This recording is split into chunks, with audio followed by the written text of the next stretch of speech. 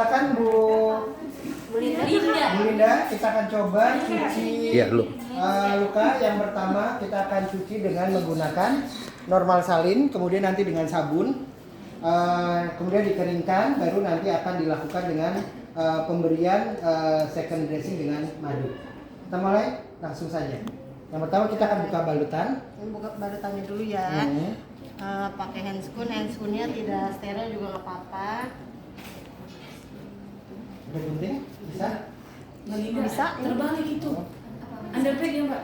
Terbalik itu. Underpaid ya Terbalik itu.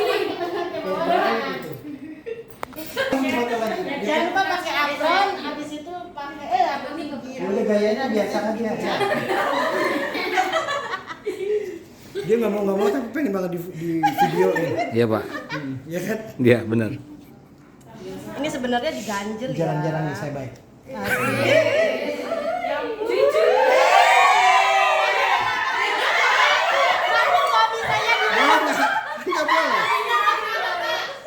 Sip Pak, benar itu. Kenapa saya yang jadi? Keringetan dia.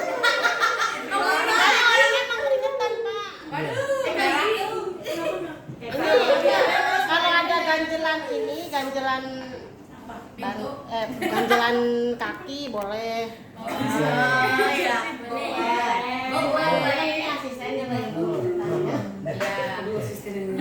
Terus ini baskom. Kalau ada plastik berarti lapisin dengan plastik. Plastik. Pakai ganjelan ya. Oke. Terus habis itu pakai air MS atau aqua. Air mineral. Air mineral atau normal salin. Normal salin. Diirigasi. Ya. Irigasi. Biasanya kita tidak dibuka, tapi kita ditusuk. Tujuannya adalah adanya tekanan. Ya.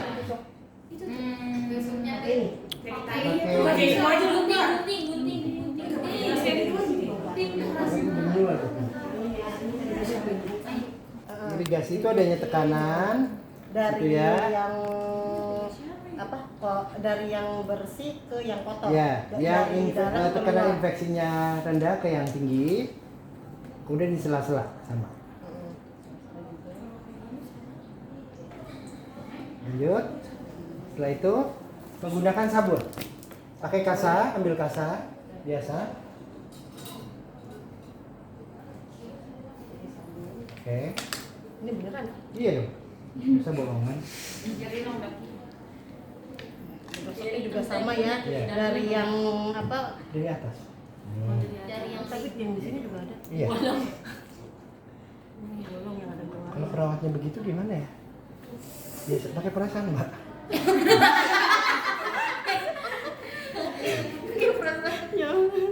Oke. Enggak gitu. Boleh satu sisi dulu gitu. Ini akan keangkat kan? Boleh.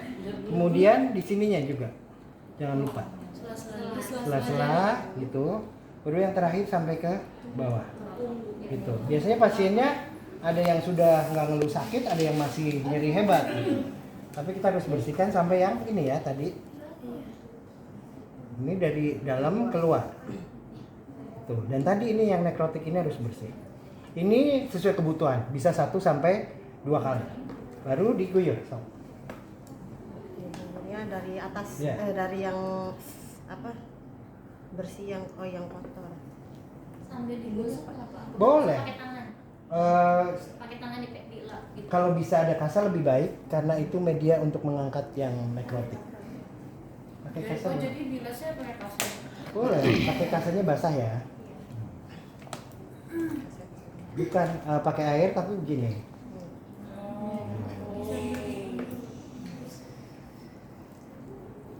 Itu ada berapa larutan yang diproduksi sekarang banyak untuk pencucian luka. Nih.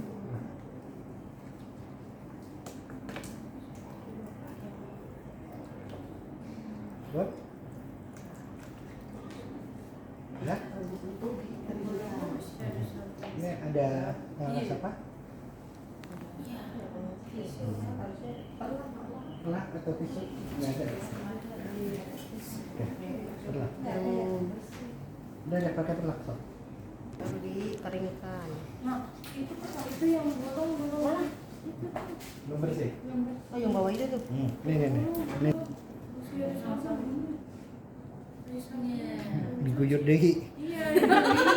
Diguyur lagi, Ibu. Diguyur lagi, itu kan sabun. Oh.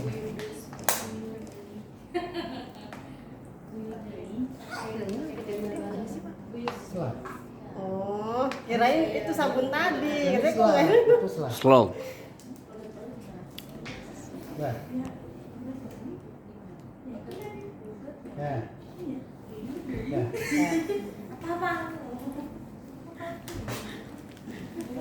Ya, bisa menggunakan plastik biasanya kita karena lukanya basah. Terbang. Apanya? Kasa apa lagi? Minta kasa dulu boleh? Kasa tahu yang banyak. Berarti alasnya diganti apa? Habis dicuci ya? Iya. Pakai yang bersih atau kita masukin plastik? Karena ini masih belum steril kan, masih bersih. Nah. Lanjut, keringkan. udah. Keringkan dulu. Itu saya bukain kasa.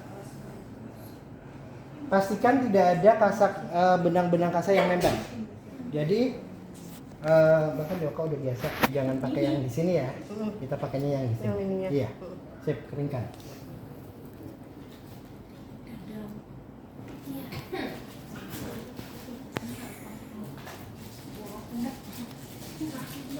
Ah, sakit. Aduh. Sampai bawahnya di sela-selanya juga dikeringkan.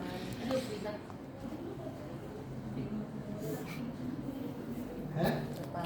Terus? Kalau dikeringkan, kita ganti. That's good. Steril ya? Ada yang steril? Harusnya ada ya? Iya. Besok ujian ada? Ada.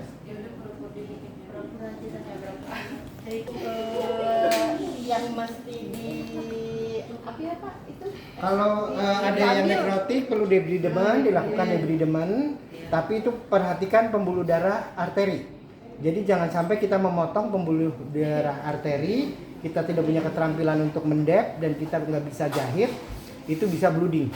Jadi perhatikan karena biasanya ini udah rusak kan, jaringannya sudah rusak, jadi perhatikan.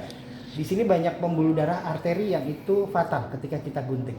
Jadi kalau kita belum expert, kita belum advance, gunting saja jaringan-jaringan yang mati dan bersihkan selaf atau yang kuning. Karena itu untuk menstimulasi tumbuhnya jaringan. Terus? Itu buat apa? Itu buat ntar bersihin. Itu- Air apa? Steril di dalam sini Pak. Untuk apa?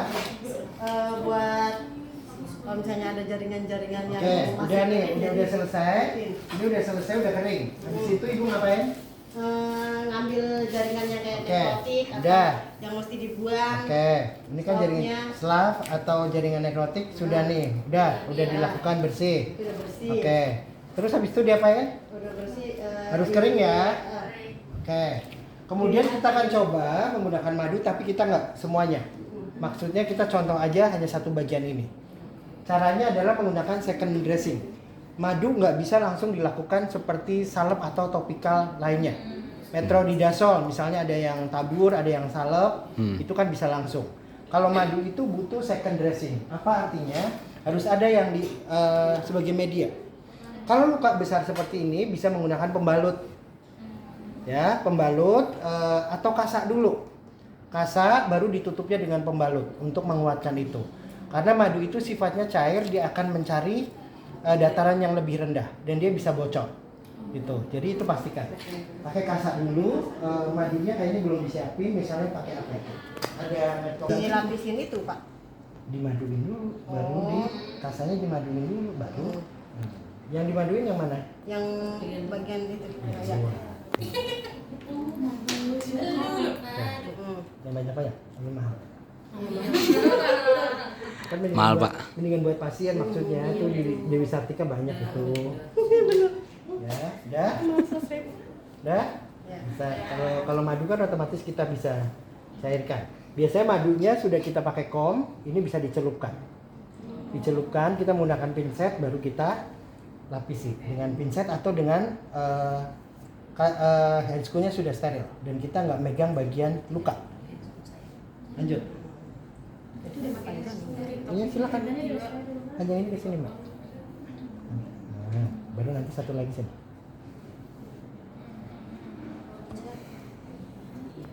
Ngambilnya sebenarnya pakai pinset ya Pak? Iya.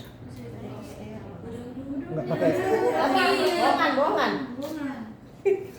Sayang. Ngedit ya mbak. Ke bawah lagi.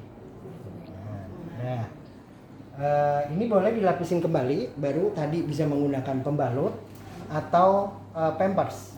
Di daerah sini biasanya kita menggunakan pampers lebih gampang, gitu. Jadi langsung di sini direkatkan pampers lagi ke sini. Baru kita balut. Jadi itu fiksasinya lebih kuat. Ya. Nah, sekarang pakai gulung. Boleh dilapisin satu lagi. Dilapisin satu lagi. Ya. Nah, Ya. ini enggak? Kaitannya udah tertutup. Ini satu lagi. Oke, bisa lihat ya. Iya, Pak. Ini tertutup rapat dan kalau mau sebaliknya sama. Berarti kita Oke. butuh asisten ya untuk megangin. Baru kita gulung. Gulung pakai ini lagi Pak apa mau Kasa yang besar. Kasa gulung aja, Pak. Boleh. Kasa dulu baru elastis itu nanti setelah ada kasanya. Asas perban. Itu tidak semua butuh elastis ya. Iya. Lihat kebutuhannya, lihat kondisinya. Ya. Ya. Ini ya, pokoknya yang ada lukanya dikenain ya. Agak kencang dikit. Mbak kena jilbabnya, kena apronnya. Lihat-lihat, ntar kena jidat gimana itu.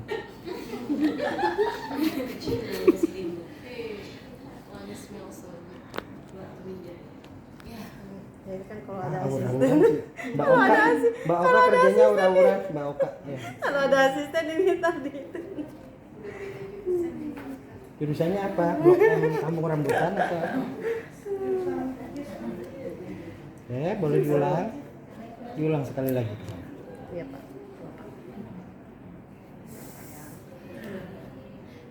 Aduh, lupa. Butuh teknik yang di sini sebentar. Oh, saya langsung ke ribet-ribet. Iya kalau hostnya sendiri. Ribet-ribet terus. Lukanya nggak dikasih nggak sebesar ini kok. Udah panik Pak. 15 Kebanyakan menit panik udah hidupnya. bisa. Banyak panik hidupnya. Iya, Bapak tahu sih, Pak.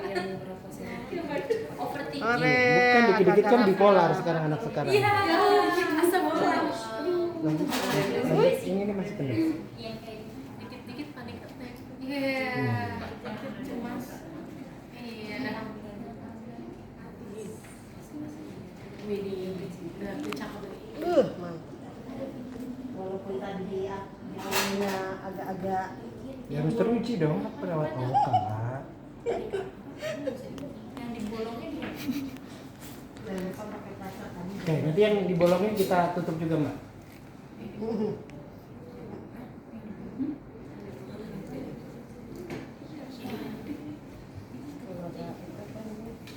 Ya, dipotong halus dulu. Lancar. Yes.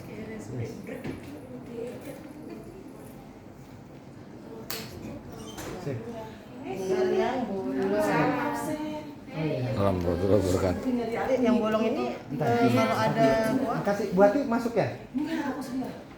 Jadi, ini kita jadi mau masuk habis asar. Yang ekstensi jadwal sama ibu juga.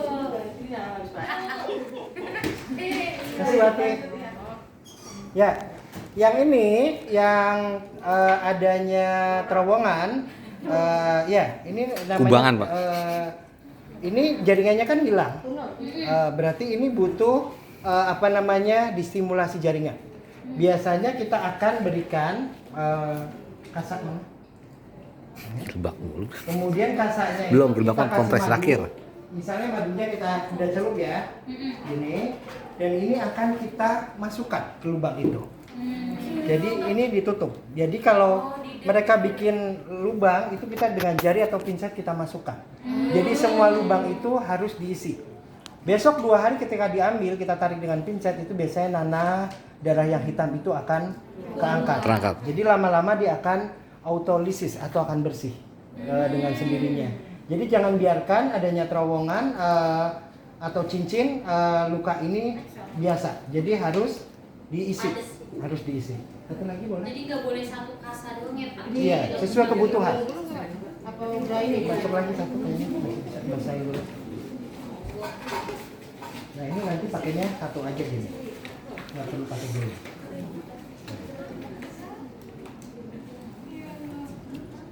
Nah, pakai dua.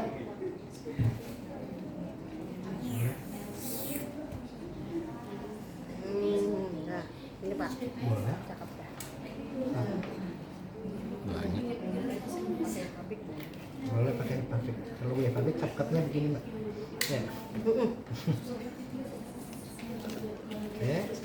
Boleh satu lagi, dua lagi.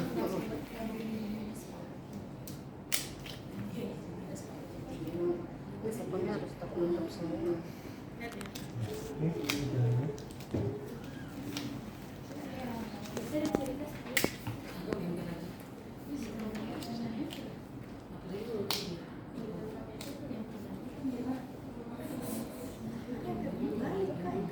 Ya basah deh Pak. Ya. Udah. Ini sebenarnya tertutup Iya. semua jadi biar Oke, jadi kelihatan kalau kita melakukan sudah selesai, biasanya pasien itu akan mengeluh nyeri dan ini bisa rembes. Jadi pastikan posisinya harus rapat, dan kalau tadi dengan pembalut atau dengan pampers itu pastikan terpasang dengan bagus. Setelah itu baru kita balut, dan ini harus sampaikan ke pasien bahwa ini tidak boleh kena air. Jadi nanti kalau mau ke tempat toilet atau apa, boleh sediakan kantong resak yang besar untuk menutup ketika dia mau melakukan kegiatan di kamar mandi. Gosok gigi atau apa, kaki yang satu bisa diangkat ibu gitu. Jadi ini tidak dianjurkan untuk basah. Ada beberapa pasien yang biasanya paling cepat itu 1 hari udah rembes. Itu mau nggak mau harus diganti. Gitu. Kalau yang normal biasanya 2-3 hari baru kita ganti, tergantung tingkat keparahan tadi. Kalau semuanya sudah benyek, biasanya memang butuh waktu lebih cepat untuk mengganti. Gitu. Sifat madu tadi autolisis, kemudian antibakteri, kemudian dia juga barangkali teman-teman yang di rumah sakit dulu suka pernah lihat pakai hidrogen peroksida H2O2. Iya. Ya. H2O2 itu biasanya zaman dulu saya akper itu di Gatot Subroto disiram ke luka. Lukanya jadi berbuih kan? Berbusa. Tapi ini matang. Semuanya jaringan yang sehat mati. Gitu. Nah, madu itu ternyata mengandung hidrogen peroksida yang aman. Jadi dia mengangkat tadi kotoran maupun gas yang ada. Dan yang jelas ketika ditutup dengan madu, luka itu menjadi tidak bau karena dia punya lapisan. Gitu. Ya, yang apalagi sifat asamnya, sifat manisnya, glukosanya menekan itu. Sampai di sini untuk perawatan luka dengan madu ada yang ditanyakan?